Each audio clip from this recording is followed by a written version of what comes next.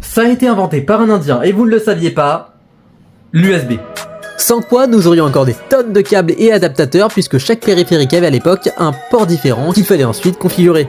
Imaginez à quoi ressemblerait votre ordinateur sans ça. Ajay V. Bhatt, né à Vadodara, dans l'état du Gujarat en Inde, finira ses études à New York pour rejoindre Intel en 90. En 1992, Bhatt reçoit un appel de sa femme qui n'arrive pas à connecter l'imprimante au PC familial pour imprimer des documents pour leur fille. Trouver des solutions, c'est son métier, et avec deux de ses collègues, Balak Adambi et Jeff Morris, il entreprend de développer chez Intel une solution avec le pitch suivant.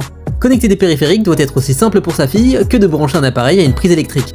C'est en 1996 que Bhatt et son équipe présenteront à Intel le produit fini, l'USB, qui permet de connecter des périphériques à un ordinateur de manière performante, mais pas que.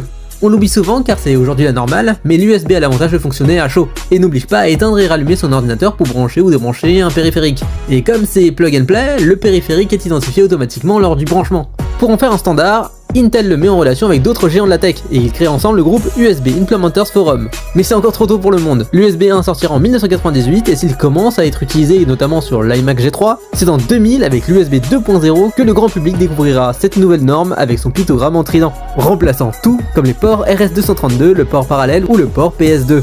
En 2010, on compte 127 types de périphériques pris en charge, comme les claviers, les souris, les imprimantes, les caméras, et cela peut être utilisé par n'importe qui sans avoir aucune connaissance en termes de configuration de ces périphériques.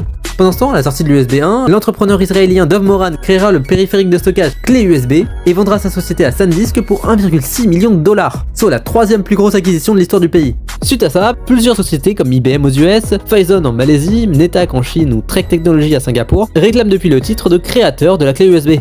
Aujourd'hui, plusieurs sociétés prétendent toujours être le premier inventeur sans pouvoir y faire quelque chose, puisque la démocratisation a été si forte qu'on ne peut plus se l'approprier. Chose qui me fait beaucoup sourire puisque Ajay V. Bhatt n'a absolument rien reçu de plus que son salaire habituel pour cette invention, et a toujours souhaité que son invention, le Universal Serial Bus, le bus informatique universel à transmission série, soit évidemment public.